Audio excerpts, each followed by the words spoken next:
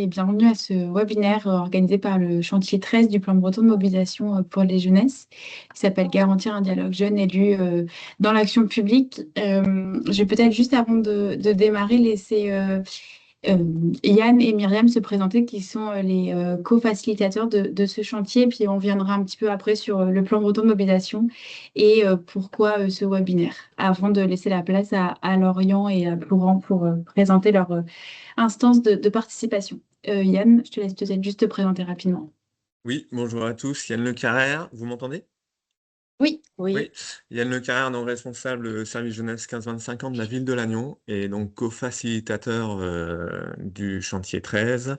Et avant de passer la parole à Myriam, on a aussi une troisième co-facilitatrice qui est pas là aujourd'hui, mais qui est Vanessa Hermance, qui travaille pour la ville de Morlaix. Euh, Vas-y Myriam. ouais, moi c'est Myriam Laurent, je suis animatrice au Conseil de développement du Pays Centre-Ouest Bretagne et je suis co-facilitatrice du chantier 13 avec Vanessa et Yann. Merci à tous les deux. Donc, on vous a convié à ce webinaire de présentation d'initiatives et d'instances de participation des jeunes. Yann et Myriam reviendront dessus, mais a été créé par le chantier 13, un document rassemblant des initiatives et des instances de participation pour pouvoir inspirer les acteurs et actrices du territoire. Et donc, ça nous semblait important de pouvoir via ce webinaire, de vous présenter l'outil et puis vous montrer deux initiatives qui sont dans le document et qui aussi pourront dès maintenant vous inspirer avec leur présentation. Peut-être juste pour... Alors, Simon, c'est bon, ça va bien marcher. Juste pour redonner un petit peu de contexte avant de laisser la parole à Yann et Myriam. Donc, qu'est-ce que le plan breton de mobilisation pour les jeunesses? Certains et certaines d'entre vous connaissent au vu des prénoms et noms que j'ai pu apercevoir, mais c'est peut-être pas le cas de tout le monde. Le plan breton de mobilisation pour les jeunesses, c'est une dynamique régionale qui est coportée par l'État et la région Bretagne depuis 2018 maintenant. C'est un plan breton qui portait sur 2020-2025 et on est en cours de renouvellement. Et c'est ce qu'on appelle la forme bretonne du dialogue structuré. Pour faire assez simple, le dialogue structuré, c'est une méthode euh, de travail européenne pour faire dialoguer les acteurs et les personnes concernées, donc ici les jeunes. Et donc en Bretagne, ça a pris la forme du plan breton de mobilisation dans cette idée de faire s'échanger État, collectivités territoriales, associations et jeunes autour des politiques de jeunesse. C'est une dynamique à deux objectifs que vous pouvez voir ici, qui a la première est la meilleure prise en compte de la parole des jeunes dans l'action publique.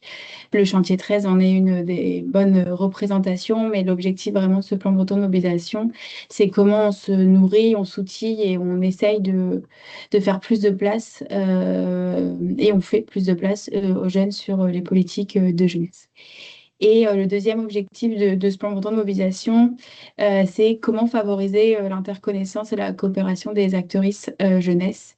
On sait, c'est la diversité des personnes qui sont autour de ce webinaire le représente bien. On a plein d'acteurs qui font les politiques de jeunesse, que ce soit en termes de collectivité, en termes d'associations, en termes aussi d'acteurs qui, au niveau des services déconcentrés de l'État, qui travaillent pour les jeunes. Et c'est comment on se connaît mieux pour mieux travailler et favoriser des parcours plus fluides pour les jeunes bretons. Voilà un petit peu pour le contexte plan breton de mobilisation. Et je vais très vite laisser la parole à Yann. Oui, alors pour présenter un petit peu le chantier 13, donc c'était un chantier aussi qui était dénommé chantier outils dans le dernier plan, qui était vraiment un chantier qui était là pour outiller potentiellement même les chantiers un peu plus thématiques qui étaient à l'intérieur.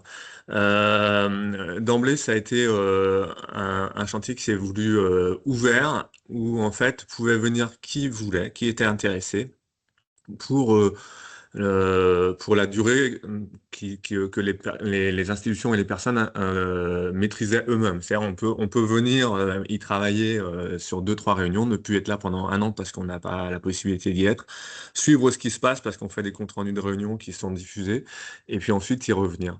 On a été surpris par l'ampleur d'ailleurs des partenaires qui étaient autour de nous, avec nous en tous les cas sur ce chantier-là. Et on a on a commencé à travailler ensemble pour essayer d'outiller les uns et les autres, et puis d'outiller même ceux qui ne faisaient pas partie du groupe sur ces questions de dialogue jeune élu. Je pense que c'est sur la prochaine slide. On a commencé ce travail-là par la présentation du guide CRAGEP du dialogue jeunes et élus, qui était un outil et qui est encore un outil très intéressant qui en fait venait d'arriver juste au début du plan. Donc on a commencé vraiment par communiquer et présenter ce guide-là. Et à la suite de ça, en fait, on a progressivement travaillé pour aller questionner des thématiques qui nous paraissaient intéressantes à travailler ensemble. Et on a produit du coup derrière deux temps forts. Donc un temps fort, enfin c'était sur la durée d'une année, une journée thématique. La première était autour du montage de participation jeunesse, où on avait fait discuter entre eux quatre modes de participation différents. C'était à Rostronin, et puis une deuxième à Landévent, où on s'était posé la question de la mobilisation des jeunes, de comment mobiliser autour pour aller vers de la participation. On avait été accompagné là par COP Escem et on était à Landévent en 2023. Puis à la suite de ça, en fait, on avait identifié beaucoup d'instances de participation avec des réalités différentes les unes des autres. Et du coup, on a commencé à travailler sur l'identification, une meilleure connaissance de ces instances de participation. Et on a répertorié et rentré en contact avec une partie d'entre elles pour voir si on ne pouvait pas aller faire un petit peu des témoins observer un petit peu ce qui se passait de visu. Et donc on a fait une série de visites de ces instances de participation avec des échanges avec les organisateurs qui étaient assez riches. Et où en fait c'était vraiment différents membres du chantier qui y allaient. Et en fait, on en est arrivé à avoir un recensement assez large de ce qui se faisait, à avoir des données. Et donc, on a commencé à travailler sur l'idée d'un catalogue pour rentrer ça. Et puis, effectivement, en parallèle de ça, on a eu la présence d'une apprentie qui a travaillé sur répertorier les CME, CMJ. Et puis, il faut pas oublier, on a aussi eu un temps fort où le chantier a été investi, ainsi que le chantier 8 qui était sur l'engagement des jeunes. C'était l'accueil de la NACEJ, des congrès de la NACEJ en 2024. Donc, effectivement, là, on voit le recensement des CME, CMJ sur la carto. Et on voit que c'est très très dense et c'est beaucoup plus dense qu'on ne s'y attendait. On a eu un moment d'échange avec les partenaires assez riches sur la conférence jeunesse de 2024 à Quimper. Et donc ça, ces recensements de CME, CMJ qui ne comprennent pas tout du coup les instances de participation jeunesse, comme on le verra tout à l'heure dans la présentation de Myriam. C'est ce recensement-là et sur le positionnement du diagnostic jeunesse, enfin du diagnostic régional. Je vais passer la parole à Myriam.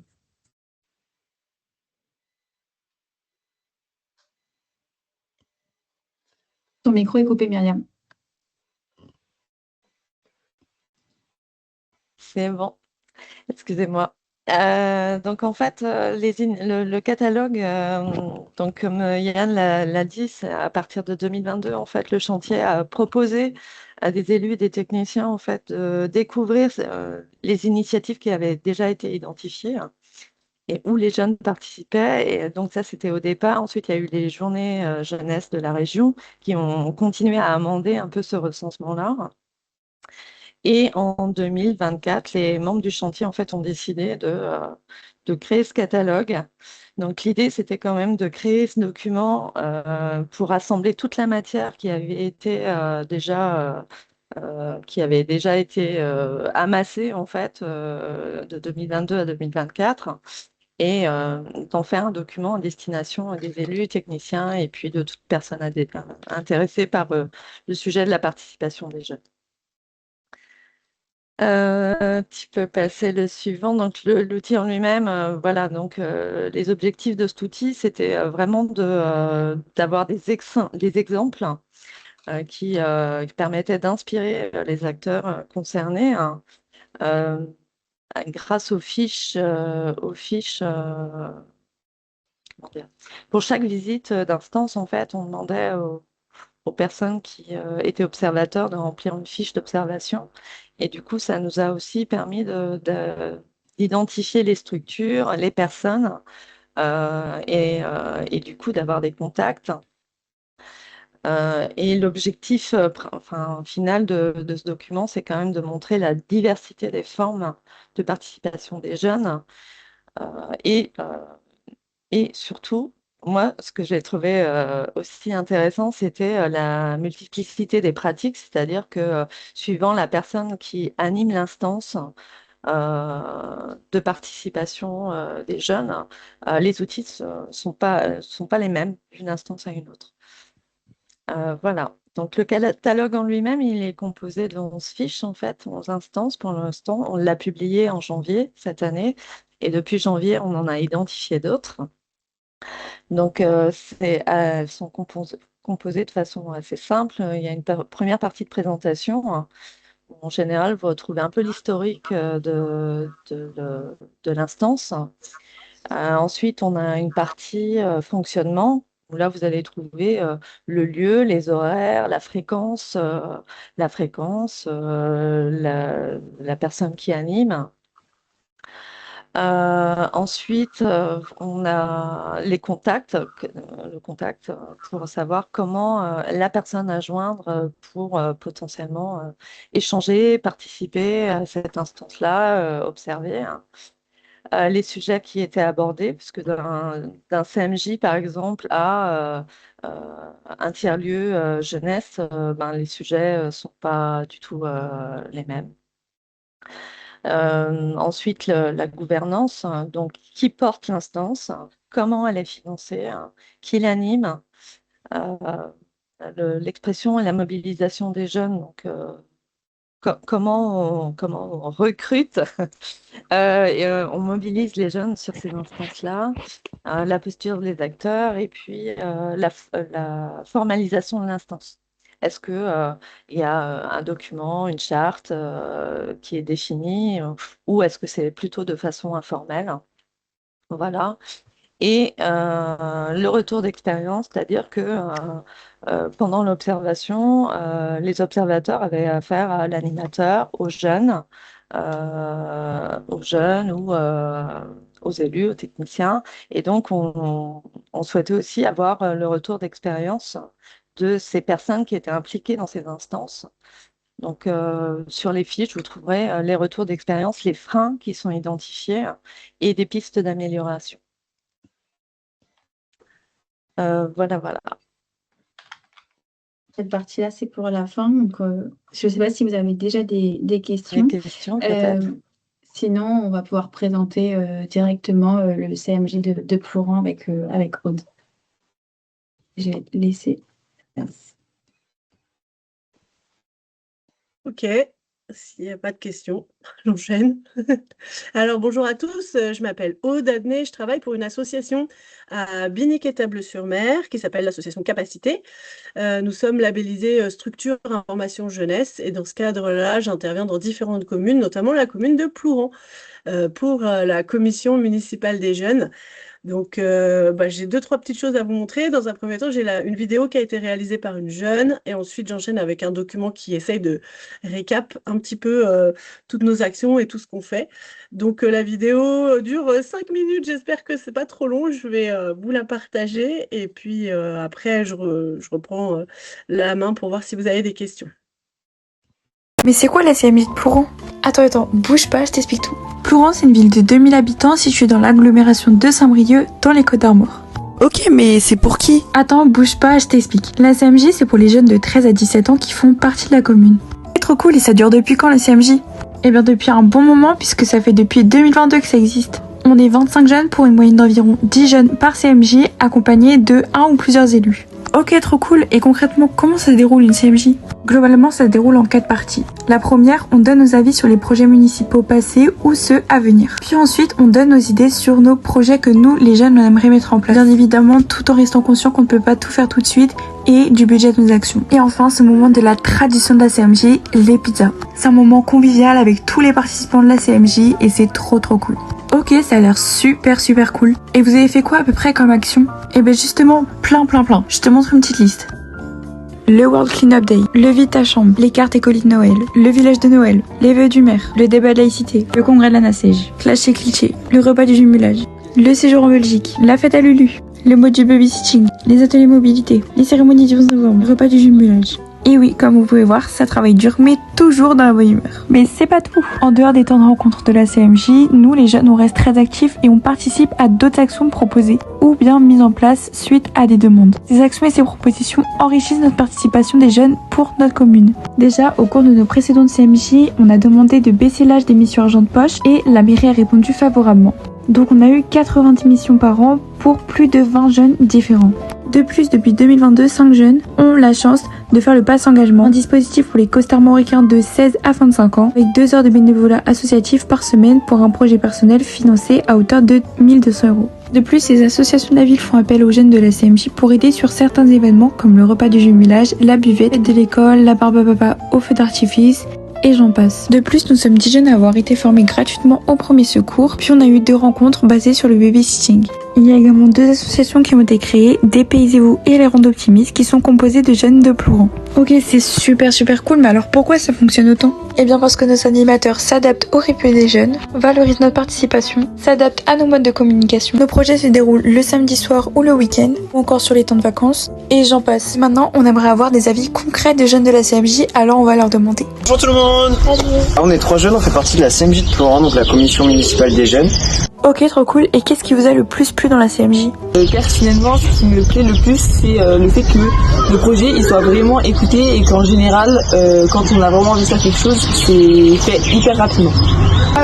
J'aime bien le fait de tous, on participe tous au projet et du coup, on est tout assez soudés.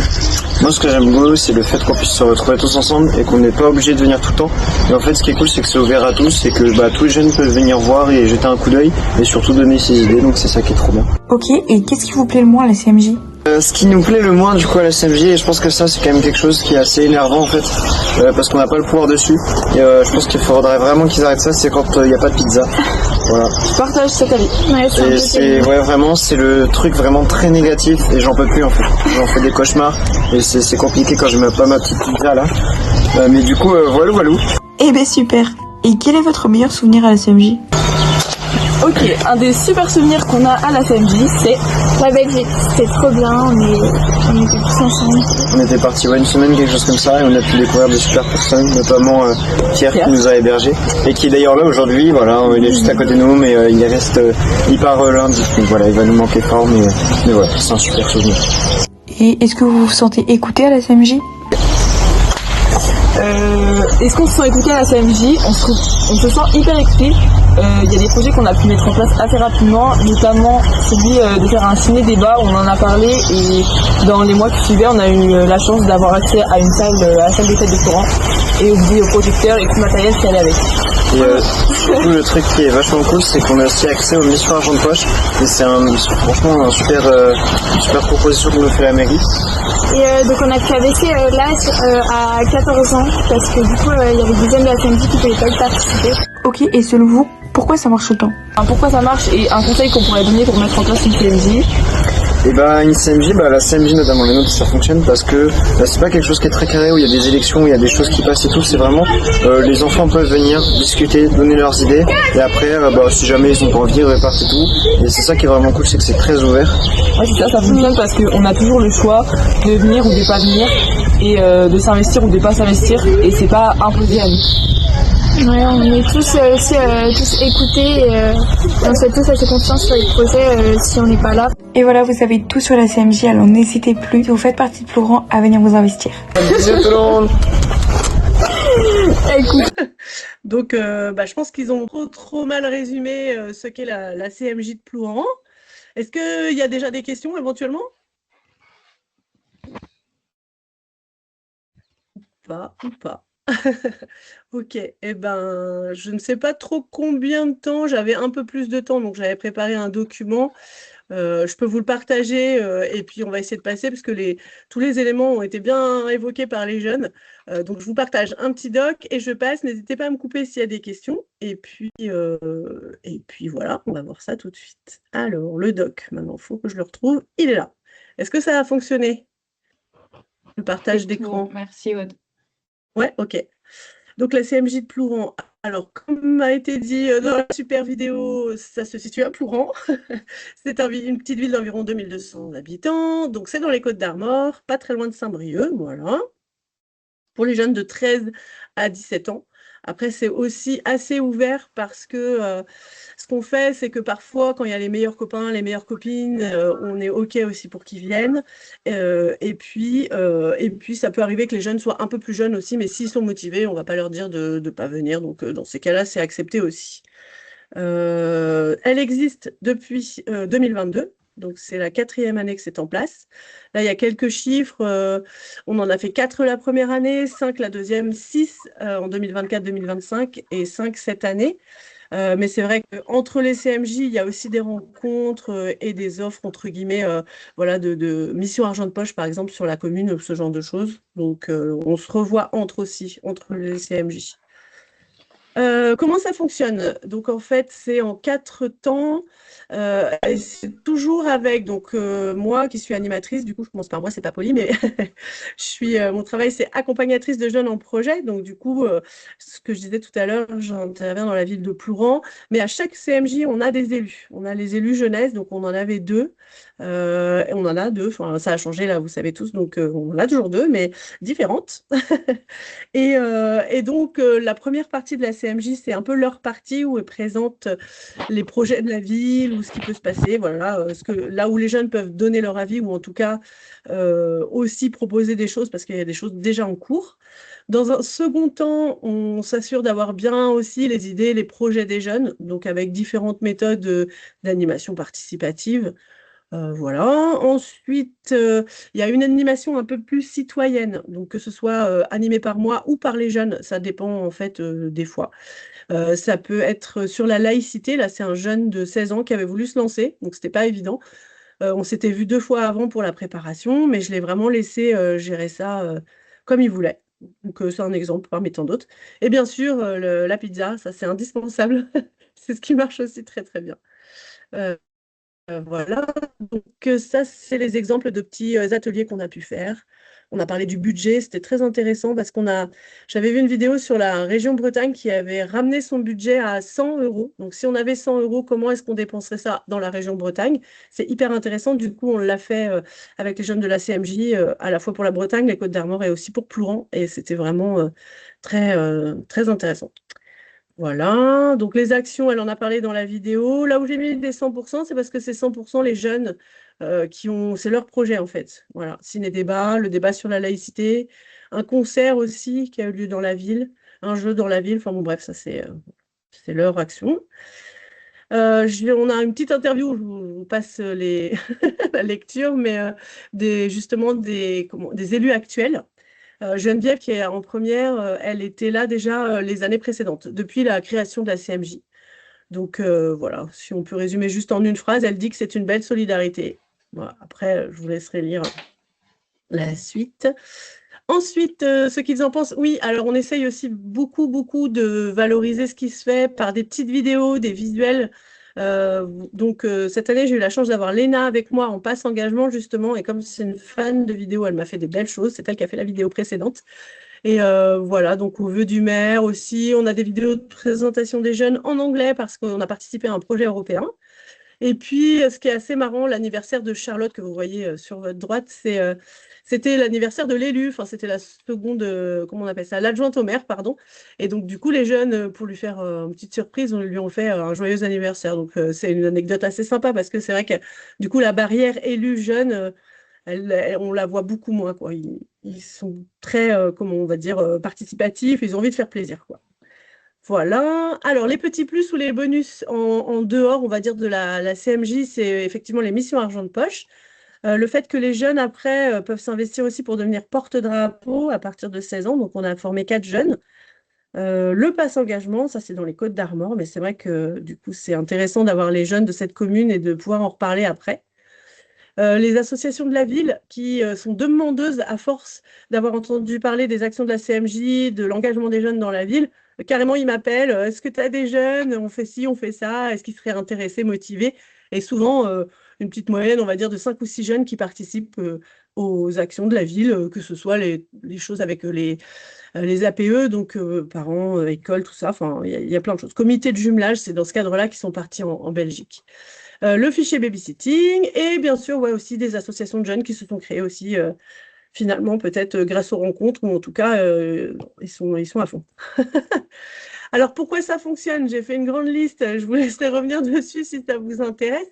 Mais ce qu'il faut garder à l'esprit et ce qui est important, c'est quand même le fait de s'adapter au rythme des jeunes et enfin moi, à mon sens en tout cas, bah voilà, on fait souvent les CMJ les samedis soirs et donc ça finit pas très très tard, mais au moins jusqu'à 21h30. Et c'est vrai que parfois, quand on a pas la possibilité, en tout cas, de mettre ça en place, c'est pas toujours évident. Si on a un salarié ou un agent qu'on peut pas libérer le week-end, bah, c'est pas toujours facile. Mais voilà, ça, c'est quelques petites pistes de réflexion. Et puis, on n'est pas obligé de tout faire, mais si on arrive à piocher à droite, à gauche, bah voilà, il y a des petites choses, me semble-t-il, intéressantes. En tout cas, ça marche comme ça à Plouron et c'est aussi pour ça que ça marche, je pense.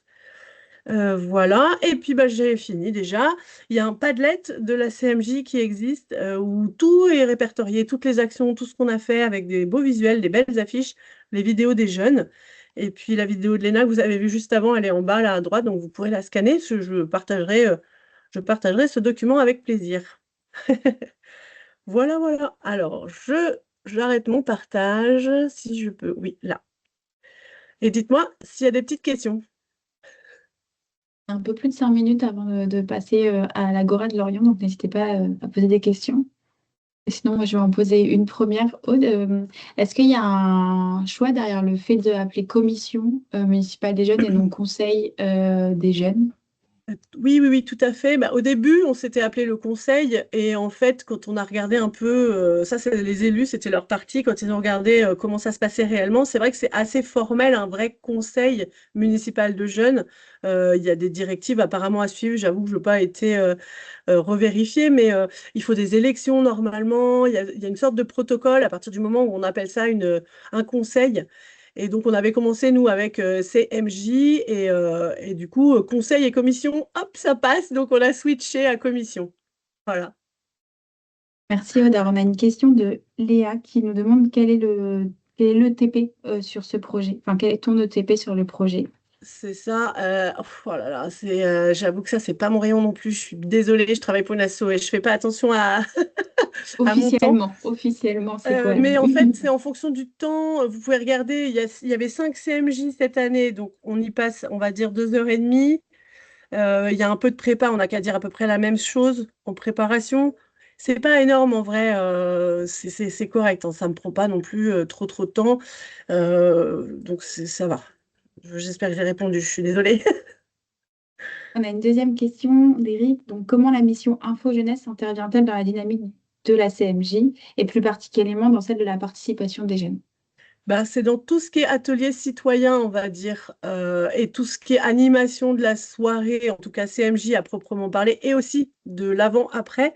En fait, je fais pas mal, il y a pas mal de choses, mais disons que c'est tout ce qui est technique d'animation participative avec qu'est-ce qu'on appelle les projets en cascade. Je ne sais pas si vous connaissez, mais il y a quelques petites techniques. Tout simplement les brainstorming ou ce genre de choses.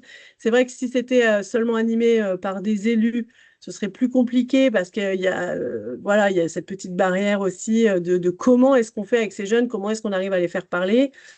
Donc le côté information jeunesse ou le côté mon travail, c'est vraiment, je suis au contact des jeunes à fond, je m'adapte à leur timing, à leur façon de parler, alors voilà, tout ça. On met aussi parfois de la musique une fois qu'on est arrivé au moment des pizzas, c'est vraiment très très convivial. Et puis, bah, comme je disais, on fait des préparation d'atelier. Si jamais eux veulent mener un atelier, je vois avec eux, OK, qu'est-ce que tu veux partager, qu'est-ce que tu veux dire, pourquoi est-ce que tu te lances la laïcité, par exemple, et on fait ensemble, ou après je laisse la main, mais j'explique aussi quels sont les attendus. Il ne suffit pas voilà, d'arriver, de dire hop, ça se prépare. Donc c'est dans la préparation et dans la valorisation aussi de ce qu'ont pu faire les jeunes. Avec le maire, après, on a eu le droit à comment on va dire, un document signé par le maire qui reprend les compétences des jeunes. Et à partir du moment où ils ont participé à plusieurs CMJ, on leur donne aussi. Donc, c'est par exemple dans Parcoursup, ça leur a beaucoup servi cette année. Voilà, c'est dans ce cadre-là que l'info jeune. Mais après, c'est pas obligé d'être info jeune. On peut juste être animateur jeunesse, c'est parfait. Alors, il y a deux autres questions, mais elles sont à ma gauche par mon collègue, donc je vais lui laisser poser directement la question. Donc oui, Pierre Kénéan, chargé de mission politique de jeunesse à la région, collègue de Chloé. Deux questions plutôt budgétaires. La première, c'est plutôt sur l'aide qui est octroyée par la municipalité de Plouran pour capacité. En d'autres termes, enfin, quel soutien, comment s'est passé la délégation d'animation et depuis quand vous l'êtes, vous animez du coup le CMJ. La deuxième, c'est quel est le budget dédié au projet de la commission? Ok, alors très bonne question, merci. Alors depuis quand? C'est vrai qu'on a fait un essai pendant 1 an, donc au tout début, où j'étais pas vraiment conventionnée, ou entre guillemets, il n'y avait pas de budget qui était alloué pour l'animation de la CMJ sur mon poste. En fait, ça, c'est après des accords entre les élus et mon directeur, donc ils se sont rencontrés, et c'est justement calculé en fonction du volume horaire de ce que je fais. Et comme je fais pas que la CMJ, il y a aussi les missions argent de poche, voilà. Donc, bah voilà, j'avoue que là-dessus, j'ai pas participé à ça, moi, parce que je retiens pas les chiffres, et donc j'ai pas du tout notion de quel est le volume, mais c'est pas de mémoire, je vais vous dire, je crois que c'est pas énorme, ça doit être moins de 1 000 € par an.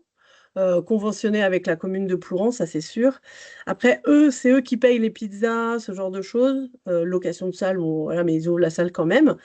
Donc, c'est pas un énorme budget concernant mon poste, ça c'est sûr. Et après, le chiffre exact, je suis vraiment navrée, mais je ne l'ai pas. Mais je vous dis, clairement, on arrive aux 1 000 €, je pense, sur mon poste, avec mes actions. Et après, 1 000 €, je pense, avec les pizzas. Parce que quand même, il en faut quelques-unes. On est à 10 ou 12 pizzas par CMJ. Donc, voilà. Et ce qu'ils ont pu faire aussi à la mairie, c'est vrai qu'ils sont très ouverts et très agréables, en tout cas, à travailler, parce qu'ils ils ont envie que les jeunes participent. Et par exemple, dans le cadre du jumelage, les jeunes n'ont rien payé quand ils sont allés en Belgique. Et après, on a eu la chance aussi d'aller 2 jours sur Paris. Donc, les billets étaient pris par la Commission européenne parce que c'était en lien avec Europe Armor du département.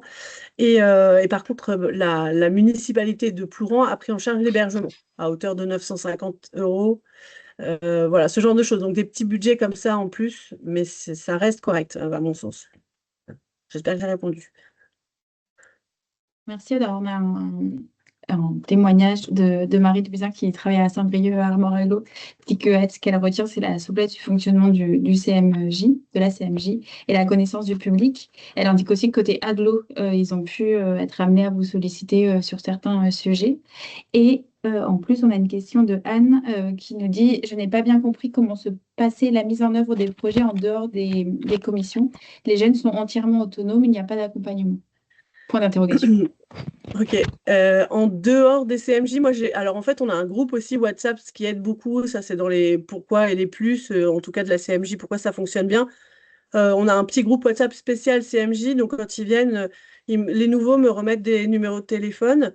Voilà. Et du coup, j'arrive à les informer, genre prochaine CMJ, de quoi vous voulez qu'on parle la prochaine fois? Est-ce que déjà certains ont des idées? Est-ce que certains veulent animer les choses? Après, moi, on se rencontre, parce que j'ai la chance de travailler aussi au sein de cette association qui a un local jeune. Donc, du coup, je suis au sein du local ado. Donc, je les fais venir, ceux de Plouran, c'est juste à côté. Et puis, on travaille sur éventuellement un atelier qu'ils veulent mettre en place ou d'autres idées. Il y a 2 ans ou l'année dernière, les jeunes voulaient faire des soirées en plus, juste entre eux, sans les élus, pour discuter, pour faire des jeux de société, des soirées un peu type accueil de local, quoi. Et donc, on les faisait sur Plouran, avec les jeunes de Plouran. Et voilà, après, eux, ils animaient cette soirée. Moi, j'étais présente, mais ils animaient la soirée comme ils l'entendaient, en fait, comme ils voulaient. Et puis, je les suis aussi, ceux de Plouran, pour les missions argent de poche. Donc, c'est assez lié aussi, je les recontacte en leur disant, bah voilà, qui est dispo, qui veut faire quoi. Il y a quand même du lien qui se fait en dehors des temps spécifiques CMJ, quoi. Voilà. Il y a le fameux Padlet aussi qui est assez utilisé. Les jeunes ont le lien, les élus ont le lien. On avait aussi, on a toujours d'ailleurs, mais dans le mag de la ville, la possibilité, on a des pages entières où voilà, ça résume un peu tout ce qu'on fait. Les jeunes ont fait des articles aussi dans ce mag. Donc on essaie vraiment d'être présent au maximum dans la vie de la commune. Voilà, j'espère que j'ai bien répondu. N'hésitez pas si c'est pas clair. Merci beaucoup. Si ça ne te dérange pas, au pire, on transmettra ton contact dans Bien le sûr. chat s'il y a des questions. Oui, et je Et, pourrais transmettre le document aussi, aucun souci. Je vous l'envoie et puis après vous faites un partage. Voilà. Parfait. Et dans tous les cas, le contact de Aude et les détails sur la CMJ sont dans le catalogue d'initiatives et de participation des jeunes du chantier 13. Et ben, je vais donner la main à Adélaïde pour la ville de Lorient pour nous présenter du coup la deuxième initiative, l'Agora de Lorient, l'Agora des jeunes, pardon. Merci Chloé. Donc, bonjour à toutes et tous, je suis Adélaïde Boérez, je suis responsable du service jeunesse et relations internationales à la mairie de Lorient. Je travaille sur le projet de l'Agora des jeunes avec ma collègue Gwenola Samzin qui est la principale référente et cheville ouvrière de ce projet mais qui n'est pas là malheureusement aujourd'hui. J'ai aussi préparé un support que je vais essayer de passer assez rapidement pour répondre surtout à vos questions si vous en aviez. Alors, je vais tenter de partager également. Est-ce que c'est bon? Oui, c'est tout bon. Ok, merci.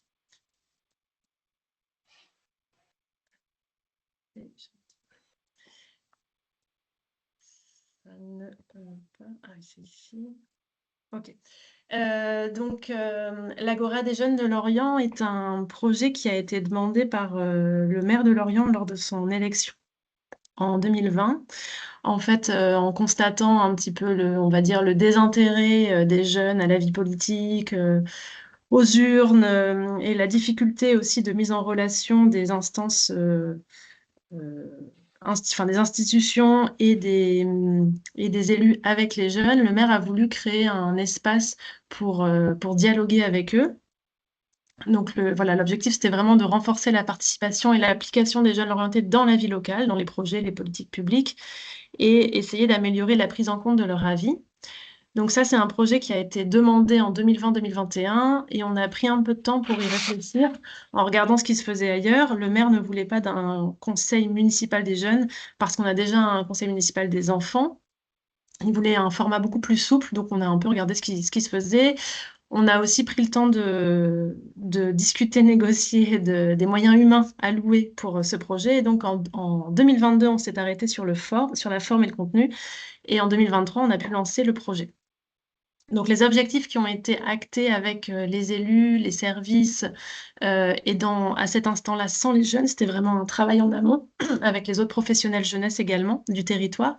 C'était de renforcer la prise en considération de la parole des jeunes dans les politiques publiques, de créer un espace d'expression et d'échange entre les élus et les jeunes, de permettre aux jeunes de découvrir des projets municipaux et de recueillir leurs avis, et d'offrir un outil d'aide à la décision des élus pour les sujets qui concernaient la jeunesse, et avec une volonté derrière tout ça, évidemment, de renforcer l'engagement citoyen des jeunes. Donc, comme je vous le disais, on a voulu choisir un format assez souple, sans engagement des jeunes, puisque nous, sur le territoire, mais c'est assez vrai de manière générale, les jeunes qui terminent leur lycée peuvent partir ailleurs pour faire leurs études supérieures. Inversement, au sein d'un cursus universitaire, les jeunes sont là une année, puis ils ne sont plus. On a des jeunes qui reviennent après être partis ailleurs sur le territoire. Donc, on s'est dit que voilà, le plus simple, c'était de leur laisser la possibilité de s'engager pendant un jour, une semaine, un mois, 6 mois, un an, peu importe, et d'aller et venir sans s'engager dans une durée. On a décidé de fonctionner sur une année scolaire plutôt que sur une année civile parce qu'on trouvait que ça correspondait mieux à la réalité des jeunes.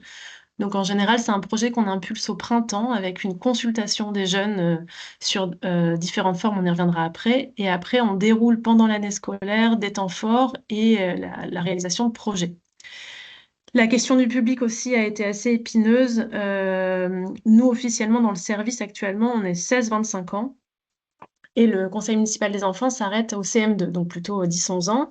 Donc on trouvait qu'il y avait quand même un trou dans la raquette entre 11 ans et 16 ans.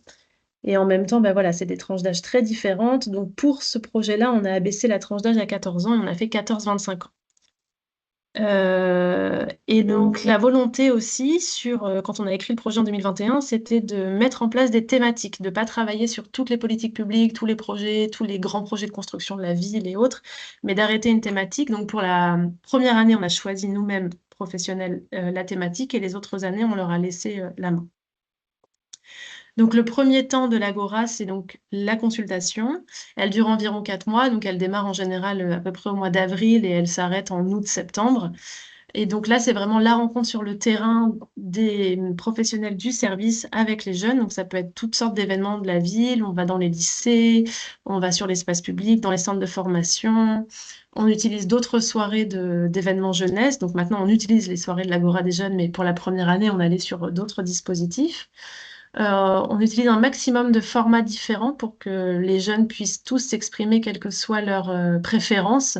Donc ça peut être évidemment de visu, mais sur les réseaux sociaux, sur un questionnaire à remplir en papier, sur un format plus ludique avec des caouts. Il y a aussi une adresse mail qui a été mise en place.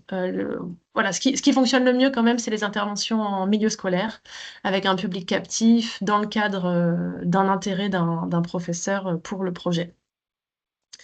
Les thématiques qui avaient été identifiées au tout début, c'était les grandes thématiques publiques, donc le sport, la santé, l'art, la culture, le logement, et on leur laissait à chaque fois aussi la possibilité d'amener d'autres sujets. Donc pour la consultation, à chaque fois, donc on leur explique ce qu'on met derrière la thématique. Donc qu'est-ce que ça veut dire la santé? C'est quoi le sport? C'est quoi l'art et la culture? On leur présente vraiment tout le panel des politiques publiques qui sont derrière cette thématique. On leur laisse le temps de réfléchir. Après, ils peuvent voter, en général par ordre de préférence. Ça nous permet, nous, d'avoir un classement et de voir chaque année si ça évolue ou non. Et cette consultation est restituée lors du premier temps fort de l'Agora qui a lieu à l'automne. Et donc sur l'année scolaire, jusqu'à présent, on faisait 2 à 3 temps forts dans l'année, en général automne, février et avril-mai. Et en parallèle, il y avait soit des ateliers qui étaient mis en place ou des projets à partir de la parole des jeunes, soit dans la consultation, soit lors des soirées, dès qu'on pouvait y accéder et y répondre favorablement. Ces projets étaient accompagnés et pilotés par les différents services de la ville. Donc, par exemple, la première année, c'était sur l'environnement. Donc, on a beaucoup travaillé avec le service nature en ville, le service environnement, le service énergie, qui était beaucoup plus à même que nous, service jeunesse, de développer ces projets en termes de contenu, d'accompagnement, de spécificité, de réponse aux jeunes. On a réalisé donc une campagne de communication assez large en interne et en externe. Et pour chaque temps fort, c'était organisé en 2 temps. Il y avait un temps d'échange où on avait soit le maire et les élus, soit les élus. On avait systématiquement, je dirais, entre au moins 4 élus, donc l'élu jeunesse évidemment, ou les élus jeunesse pour les fois où on en a eu plusieurs, l'élu thématique qui était retenu, et puis des élus qui étaient intéressés par cette démarche et dont les politiques publiques étaient assez proches, par exemple l'élu aux centres sociaux, ça peut être l'élu à la santé justement, même quand c'était pas la thématique, donc on avait toujours plusieurs élus. Et ensuite un temps festif avec la volonté de poursuivre les échanges de manière informelle, et puis aussi bien sûr de donner envie aux jeunes de venir, parce que ça peut être quand même rébarbatif de venir juste pour rencontrer des élus, discuter et échanger. Sur les liens que le service a eu avec les jeunes, en tout cas vraiment pour les préparer dans la rencontre, avec les élus, dans la rencontre avec les jeunes. Donc on a tout le temps essayé de co-construire les axes de travail et de définir les temps forts avec l'élu jeunesse et le maire.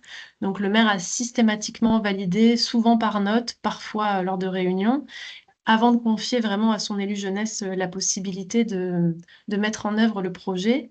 Et ensuite, on avait des temps avec les élus thématiques ou les autres élus qui voulaient s'embarquer dans l'aventure pour l'année, pour les sensibiliser, aussi sur des questions d'éléments de langage. Par exemple, l'année où on a travaillé sur la culture, c'était hyper intéressant de se rendre compte que la définition de la culture n'était pas la même entre les élus, entre nous et les élus, entre le maire et les élus, entre les jeunes, les services, les élus. Donc, il y a eu tout un travail aussi pour s'entendre sur qu'est-ce que ça veut dire en fait la culture. Quand on va parler aux jeunes de culture, il faut qu'on soit tous raccords. Donc voilà, ça peut prendre un peu de temps, mais c'est assez intéressant. Et ensuite, on essaye, en dehors des temps forts, de maintenir les élus thématiques et les élus investis au courant et au fait pour qu'ils puissent libérer les plans de charge des services qui nous accompagnent sur ce projet et qu'ils soient bien informés de la nécessité qu'on a de les avoir à nos côtés. Donc là, je vous ai mis quelques photos pour que vous puissiez un peu voir à quoi ça ressemblait les soirées. Ça, c'est la toute première soirée qu'on a faite donc à l'automne 2023, qui c'est la soirée qui a connu le plus grand succès, sans doute aussi parce que c'était la première et qu'il y avait pas mal de curieux, et aussi parce qu'il y a un travail assez conséquent qui avait été fait sur du public justement auprès des associations, des acteurs jeunesse, mais aussi il y a des enseignants qui se sont mobilisés sur cette soirée. Donc ça, c'est le format qu'on utilise pour rendre compte de la parole des jeunes. Donc nous, on récolte tout, comme je vous le disais, d'avril à septembre, et après, on essaye de le mettre en forme. On essaye de jamais réécrire la parole des jeunes, même s'il y a des fautes de syntaxe, d'orthographe, bon, évidemment des petites choses, mais pour être fidèle à ce qu'eux ont essayé de dire et ne pas interpréter. Et donc ça, c'était exposé à chaque soirée pour que les jeunes puissent retrouver leurs paroles et ceux qui n'ont pas fait la consultation puissent découvrir celles des autres.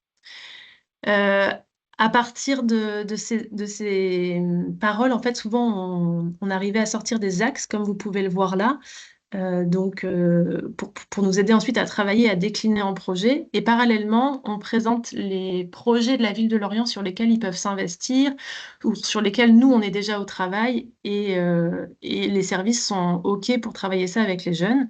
Donc, la première année, il y avait un projet de végétalisation des pieds d'arbres, un chantier de construction en bois et toute une réflexion autour de la sensibilisation, parce que les jeunes eux-mêmes disaient qu'ils n'étaient pas assez sensibilisés à cette question-là, et donc les collègues du service environnement étaient prêts à réfléchir à des nouveaux outils et à mettre en place des nouveaux espaces de sensibilisation.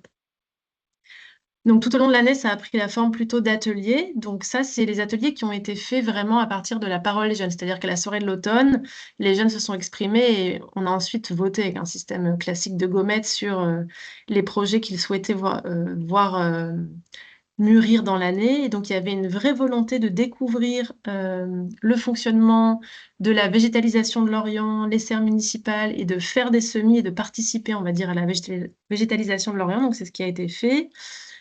On avait été sollicité par la Commission nationale du débat public pour animer une fresque autour du réchauffement climatique et les jeunes étaient partants, donc on avait mis en place cet outil. Les jeunes voulaient aussi travailler sur l'art et la sécurité routière, puisqu'on a, comme toutes les villes, pas mal de conflits entre les trottinettes, les vélos, et donc ils ont travaillé sur la réalisation de campagnes graphiques manuelles avec des phrases assez chocs qui ont été ensuite affichées. Et ils avaient envie de faire des nichoirs parce qu'ils trouvaient qu'il y avait des parcs, notamment le parc central de Lorient, où il n'y avait pas d'oiseaux.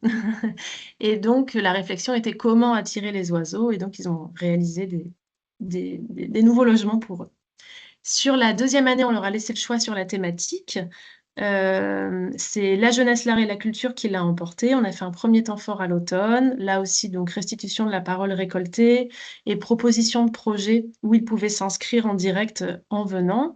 Donc, ils pouvaient participer à l'organisation de la fête de la musique, participer à l'événement du 80e anniversaire de la libération de la poche, toute la question aussi de la santé culturelle, la question du bénévolat, le Théâtre de Lorient qui était à la recherche de jeunes aussi pour les intégrer dans leur construction de saison, ouverture au public le soir, donc qui avait fait cette proposition.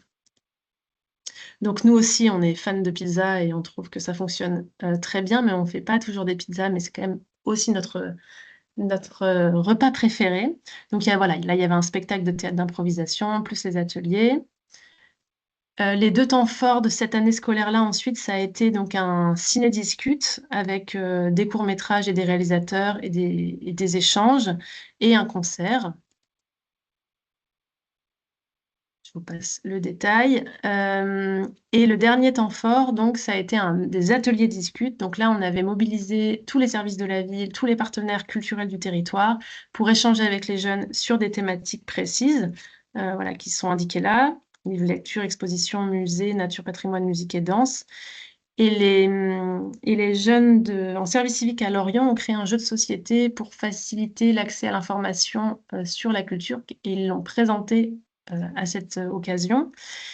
Et on avait aussi réalisé des micro-trottoirs avec une radio associative qui s'appelle Radio Balise à Lorient, notamment dans les quartiers, puisqu'on constate parfois que les jeunes qui sont dans les quartiers prioritaires de Lorient ont plus de mal à venir à nos événements, malgré le travail des collègues de la prévention spécialisée, des centres sociaux, des animateurs, animatrices jeunesse.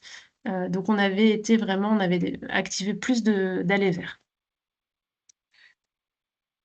Et donc cette année, la thématique qui a été retenue, c'était la santé des jeunes. Donc on a fait un premier temps fort à l'automne avec restitution de la parole. Et cette fois, on n'a pas proposé de projet puisque sur la thématique de la santé, c'était moins approprié. Donc on a vraiment plutôt essayé d'accompagner leurs demandes, leurs initiatives et les sensibiliser aussi aux différents sous-thèmes de la santé. On a travaillé donc avec différents partenaires sur des formats, avec des ateliers participatifs aussi, soit ludiques ou soit de discussion. Et sur le dernier temps fort qu'on a réalisé, qui était en février, on a fait aussi donc des bulles de discussion ou ateliers participatifs. Ça a changé de nom en cours de route. On a fait un format blind test qui a très bien fonctionné, qu'on refera, je pense, pour la partie conviviale et un buffet comme à chaque fois. Donc là, je vous ai mis les chiffres. Donc, qui sont en date de février 2026. Je n'ai pas comptabilisé l'événement d'avril. Donc, sur la première année, on a eu 625 jeunes et 85 adultes. La deuxième, 868 jeunes et 55 adultes. Non, pardon, 389 jeunes et 90 adultes. Et cette année, on en est à 868 jeunes et 55 adultes, en sachant qu'on a décidé de ne pas faire de troisième temps fort sur le troisième trimestre, mais on a commencé un peu à modifier le format, à la fois parce qu'on trouve que notre format mérite d'être questionné et aussi parce qu'il y avait les élections. Et donc, c'était l'occasion de tester autre chose pour pouvoir faire un bilan sur 3 ans. Donc, sur le troisième trimestre, on a fait au lieu de faire un grand temps fort pour les 14-25 ans, tous les territoires de Lorient, tous les publics, on a fait des mini temps forts par, on va dire, typologie de public. Donc, on a créé un événement avec les 5 centres sociaux de Lorient dans un centre social, pour le public réservé, enfin public des centres sociaux, donc interquartier. C'était super intéressant, ça a très bien fonctionné. Donc ça, c'était en avril. On voulait faire un mini-temps aussi en milieu scolaire, mais ça s'est pas fait pour cette fois-ci. Et on fait un temps avec, on va dire, le public individuel sur la fête de la musique, où on va déambuler dans l'Orient, toujours sur la thématique de la santé, avec des outils ludiques et de sensibilisation.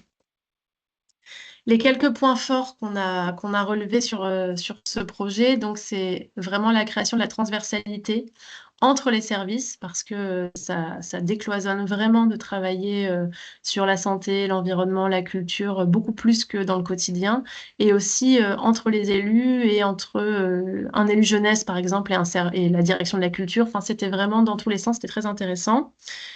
La facilitation de liens aussi avec les acteurs locaux, qu'ils soient jeunesse ou spécialisés dans la thématique, ça permet, quand on travaille par exemple avec, je sais pas moi, la Maison de la Mer ou avec le Théâtre de Lorient, de ramener tout le temps aussi la question de la jeunesse dans leurs préoccupations. Et ça, on a eu des retours positifs aussi là-dessus.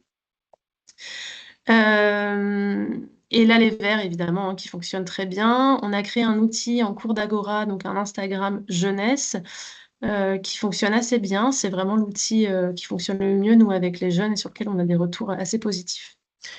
Les limites de ce projet qu'on note là en ce moment sur le bilan qu'on est en train de faire à plus 3 ans, c'est la difficulté de mobiliser le public sur les temps forts. En fait, la date, c'est quand même, nous, on trouve assez compliqué de choisir la bonne date entre les vacances scolaires, les internes, les externes, les examens. Enfin, il y a toujours quelque chose qui complexifie la mobilisation et ça demande énormément de temps de travail pour le coup, pas tant sur la préparation du contenu que sur la mobilisation du public. Le lieu aussi, évidemment, on a vu une différence majeure quand on a organisé nos temps forts dans des lieux dits institutionnels de près ou de loin. Alors la mairie, évidemment, mais même quand c'est pas la mairie, mais que c'est associé à la mairie, ça complexifie aussi. On a eu quelques difficultés à mobiliser les autres élus et le maire, puisque en fait, nous, on choisit très à l'avance nos soirées pour pouvoir communiquer le plus en amont possible. Et il est arrivé à plusieurs reprises qu'il y ait des priorités politiques qui passent avant l'Agora des jeunes et qui demandent donc à la fois de tout réorganiser quelques jours avant l'événement, mais aussi de s'adapter en termes d'effectifs d'élus ou de présence ou non du maire, puisqu'il ne pouvait finalement plus venir. La tranche d'âge, aujourd'hui, nous, on trouve qu'elle est trop large. Évidemment, les 14-17 ans n'ont pas envie d'être avec les 18-25 ans et inversement. Donc, voilà. Pour autant, il y a une commande politique d'être sur les 14-25. Donc là, on est en train de réfléchir à comment répondre à cette commande politique, mais en séparant peut-être un peu les tranches d'âge, sachant que nous, le public qu'on touche le plus, c'est les 17-22 ans en moyenne. Les 17 qui vont avoir 18, on va dire. En dessous, c'est vraiment compliqué. Et les 22-25, on les a très peu. La thématique aussi, on aimerait fonctionner différemment.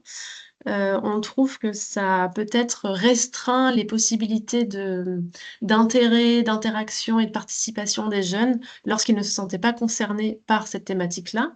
Alors bien sûr, la thématique, c'est eux-mêmes qui l'ont choisie, mais on a envie là de tester plutôt une ouverture totale hors thématique. Et le format sur une année scolaire, c'est trop court aussi pour nous sur le temps de réalisation des projets, même si tout le monde est très réactif. Il y a des projets qui prennent du temps et qui même demandent à voir l'évolution dans le temps. Donc le service fait toujours l'effort de regarder où en sont les projets qui ont été développés sur la thématique culture ou sur la thématique environnement. On tient au courant les jeunes qui ont participé, les jeunes qui sont dans l'Agora cette année, de toutes ces évolutions. Mais on réfléchit à arrêter cette année scolaire-là. Et donc, sur les quelques perspectives là qu'on souhaiterait peut-être mettre en œuvre pour la suite, c'est donc de diminuer les temps forts et de faire beaucoup plus de temps dans les quartiers, dans les établissements scolaires, sur l'espace public, sur des événements identifiés, mais avec des formats un peu plus petits. Donc, d'avoir les tranches d'âge séparées, comme je vous le disais. De mettre en place une agora sur la durée du mandat. Donc là, on partirait sur plusieurs années et avec plusieurs politiques publiques, donc à la fois les grands projets de la ville de Lorient, les services qui ont besoin ou envie de travailler avec des jeunes, un espace aussi qui permettrait, je pense, plus de réponses aux jeunes sur leurs propositions, leurs intérêts, leurs envies pour la mairie de Lorient, puisque quand on récolte une proposition au mois de février et qu'on a jusqu'à, on va dire, juin pour la mettre en œuvre sur une thématique, forcément, c'est plus complexe que si on va avoir, c'est qu'avec plusieurs années. Le nom, évidemment, de l'Agora des jeunes qui pour les jeunes ici, n'est pas évocateur. Donc, on va leur proposer de participer au choix d'un nouveau nom.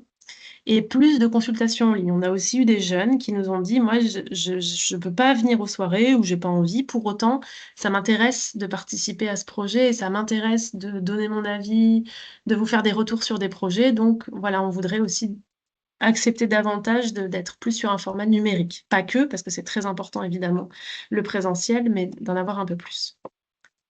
Et voilà pour la présentation. Merci Adélaïde. Est-ce qu'il y a des questions? N'hésitez pas à les poser dans le chat ou même en vrai. Pour ouvrir comme tout à l'heure, moi j'ai une question. Comment ça se passait le lien quand les jeunes s'inscrivaient à des initiatives portées par la ville ou par des associations? Est-ce qu'après c'était du coup les personnes en charge du projet qui étaient en charge de recontacter les jeunes pour les mobiliser? Ou c'était vous qui faisiez le lien? Comment ça s'organisait?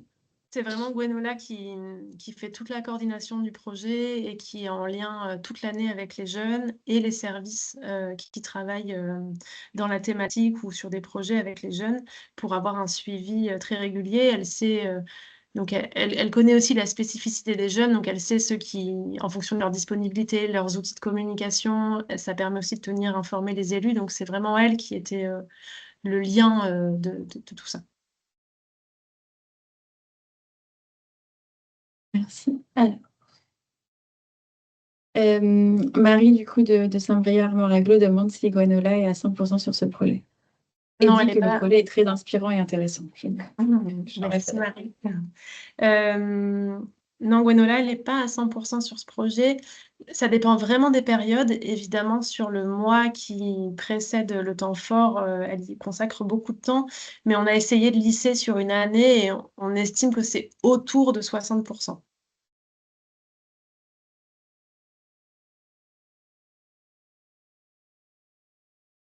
Avec des moments où elle est à 100% et des moments où elle est à 20%.